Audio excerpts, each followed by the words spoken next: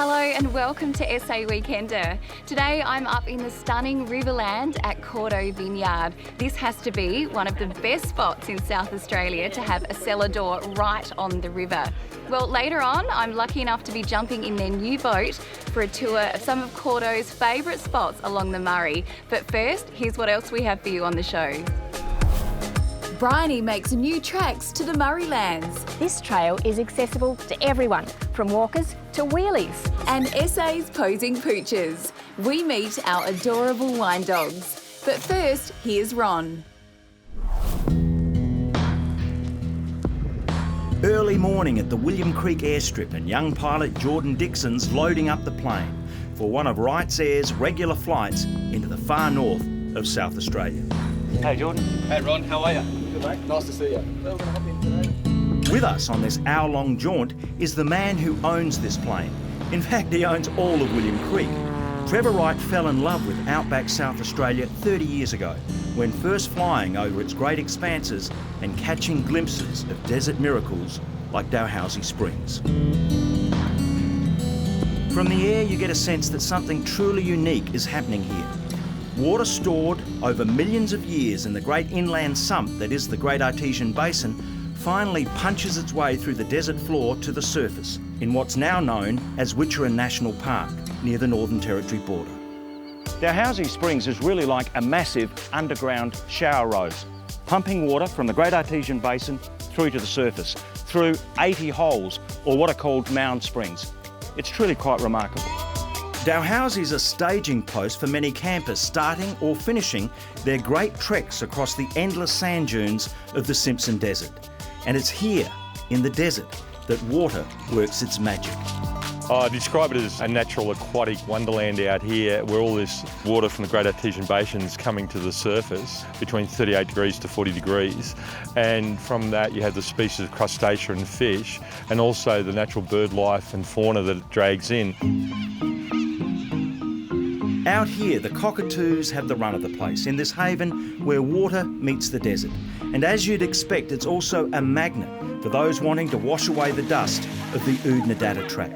The Harding and Washington families from the Central Coast in New South Wales got here last night, and now are dipping their toes into the soothing waters of Dalhousie. Oh, guys, who does me to do a belly flop? The families have been on the track for days now. The glistening and pristine waters of this outback oasis are a godsend. In here, you can escape the flies as you revitalise the weary body in this desert spa. It's beautiful. We weren't expecting it. We came in, it was dark. I didn't really know what was here. Waking up to this, it's great. Good to get rinsed off as well. Yeah, I was going to say, a few days on the track, I don't want to know about you showering. Were you in need of Oh, definitely. Good for the muscles too. It's all about luxuriating in water that's taken eons to get here. It comes from the Great Dividing Range, and it takes up to 3 million years to get out here. By the time it's filtered through the rock and reaches the surface again, it's travelled a huge amount of distances from up in the north of Queensland. A desert oasis that Trevor Wright describes as a secret gem of the outback. With the temperature and the clarity and the purity of the water, it's worth bringing the family out here to have a look. You can get here by 4-wheel drive, but why not grab a 1-hour flight from William Creek? It's just one of many scenic flights to be enjoyed on a Wrights Air flight. For details, head to their website.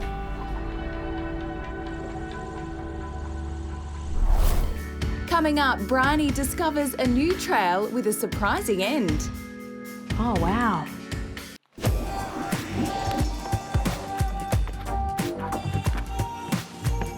South Australia's landscape is crisscrossed by hundreds of exceptional walking trails, from the peaks of the Flinders Ranges to the bracing coastline of Kangaroo Island.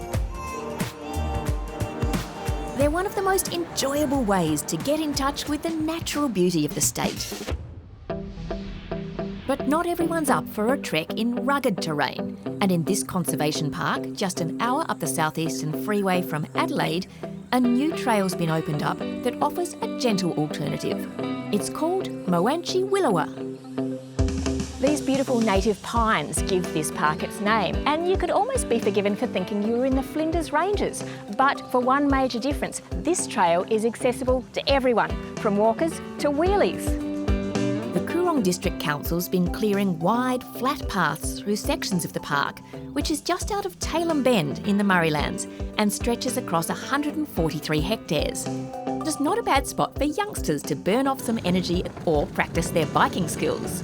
This mob gave it a bit of a road test and it's received the official thumbs up as a cycle track. It's not too bumpy, not too soft. Can you get a bit of speed up? Yeah. The park's not far from the banks of the River Murray, and Coorong Council's Sheridan O'Brien suggests it's a great starting point for an even bigger adventure. The full trail within the park is about 4 kilometres long. You can access that at multiple points, so really you can do as much or as little as the trail as you like. And then that section also forms part of a much larger loop trail, which is the Riverbend Heritage Trail, and that's a 25-kilometre loop that goes from Tailem Bend to Wellington on both sides of the river. So really it does cater for everyone, young families that might just want to go out for a picnic in the park, or your more experienced hikers who might want a full day experience. Now, if you're extending your adventure to include the Riverbend Heritage Trail, you get this as an added bonus, a ferry ride. And in fact, not just one, but 2, because there's another ferry up at Tailem Bend. How many walks can offer you that? Over the coming years, the trail will be extended even further, eventually stretching from Cadell in the Murraylands all the way to Salt Creek on the Coorong. Now that's quite a hike. You can find details on the council's website under the Trails and Walks section, where you'll also find links to maps and videos. But for those who prefer not to wander too far, Tailem Bend itself is a great place to recharge and still keep that taste of nature. The Little Local Co on Railway Terrace serves top-notch brews along with house-baked goodies from the oven of Amy Chinsami. I grew up in a family where the women baked. My grandmother would always be cooking cakes or golden syrup dumplings and just, really good home-style meals. So my aunties did and my mum did, and if you ask my mum, she would say that I never cooked growing up, and so she doesn't know where it comes from, but I guess I was just always there watching, and I guess that's where that passion grew from. Amy incorporates native ingredients in some of her treats, like this exquisite lemon myrtle tart. And partner Neil has conjured up a recipe for cold brew coffee with wattle seed, ginger and lime. Between them, they've created a new genre from their shared heritage, Narinjari Indian Fijian fusion. Oh, thanks, Neil. That looks amazing. Thank you. Cheers. Well, perfect reward for a big day's walking. Maybe not that big, but what the hey. So if you hadn't thought of Tailem Bend as a getaway destination, maybe we've given you a little taste of the unexpected. Oh, wow. Yum, gingery. After the break, chilled wines and fun vibes on the Murray.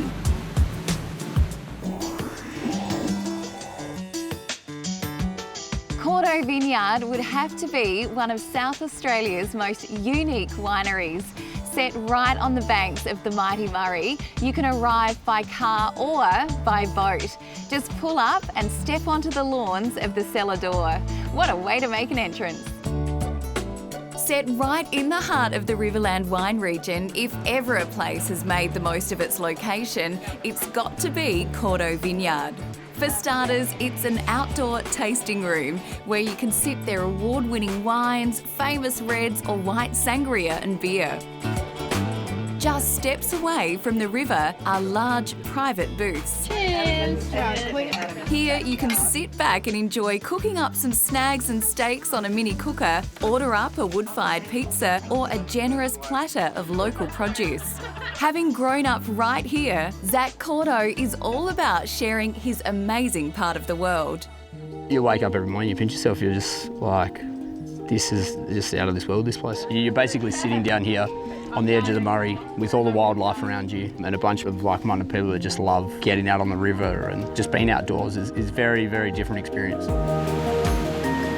So people can enjoy more of the beauty of the area, Cordo has started private boat tours. Called the Grape Escape, their new flat-bottomed boat can take groups of up to 40. along with plenty of wine and food.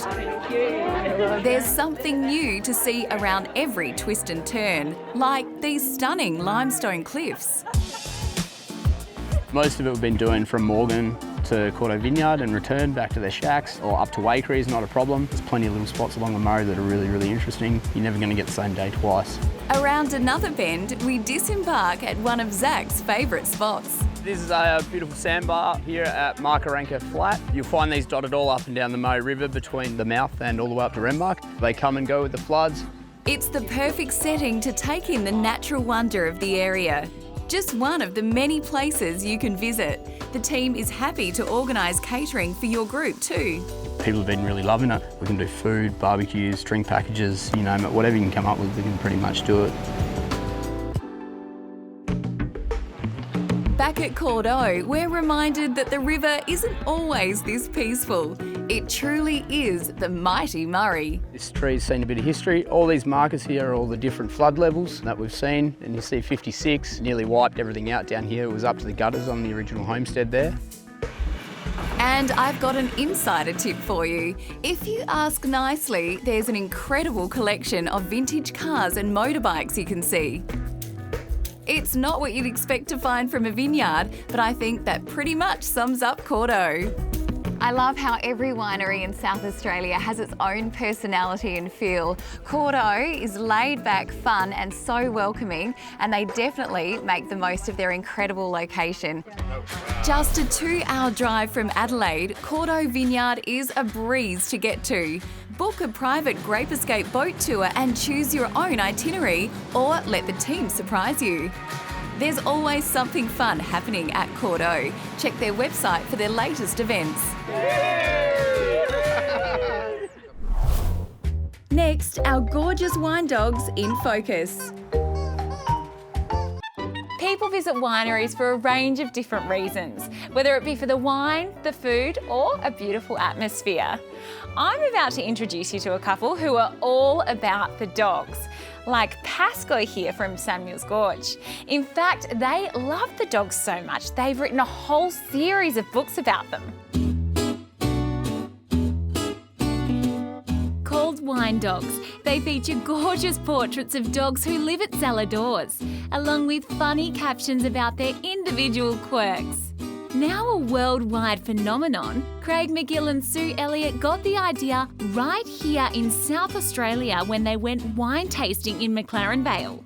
Sue and I would arrive at a winery, we'd be greeted by the dog, like Pasco. The dog would lead us into the tasting room. At the end of the holiday, we had all these dog photos. We jokingly said to each other, there's probably a book in this. At 15 years old, Pasco is a wine dog favourite and has been featured in the books twice.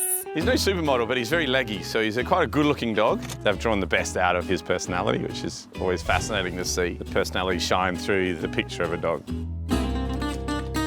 Short-haired pointers Olive and Sophie are just two of the dogs who have the run of Maxwell wines. Even though there's an award-winning restaurant, beautiful views and even a maze, they know it's their celebrity that draws in the crowds. It must be pretty cool. You've got them wandering in. Absolutely, People mate. probably get starstruck. Yeah, ask for a paw print signature. Yeah, exactly. And then we'd love to think as well that they're flicking through here, find another canine that they want to go and meet and head off to that winery next. Okay, Jeremy, let's get them on the couch. Craig and Sue have a knack for capturing the unique personality of every dog, so I'm keen to see a photo shoot in action. You could say it's a little bit like herding cats. Come on, photo shoot today. Good gift, you've got it. Take one.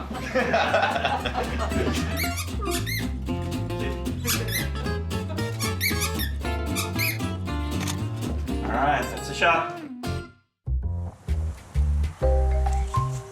These two gorgeous dogs are a little wild, fun-loving, and always doing the unexpected.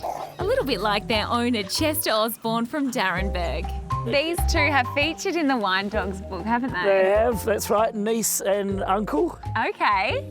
So we've got Digby's the uncle. Yeah, and Uppie. Now, Uppie's called Uppie as in unidentified party injury. You know when you wake up in the morning, you got a bruise on your arm? Yeah. Yeah, and you can't remember how you got it? It's an Uppie, you know? It's It's going to be a true test of their skill to see how they get these two to sit still. So, how do they deal with pups who'd rather play? Well, we can't let all the secrets out, but I always carry a couple of different squeaky balls and lots of treats for the dogs. If all else fails, we have a toy called Elvis, the magic chicken, that always gets a reaction. Sometimes it's a bad reaction because the dog just freaks out and runs away, so that's not always a good thing. My backup toy. Sit. Cattle dog Barney is a bundle of energy, and since he first appeared in the books as a pup, visitors often come to Wirra Wirra just to meet him. I was very surprised actually. I think Craig has a bit of a knack for working with dogs. He nailed it, and I think Barney looked a much better behaved dog than what he actually is in everyday life, so he did well. But just like supermodels, sometimes they just aren't in the mood. Wait, get up. Only one thing can fix this.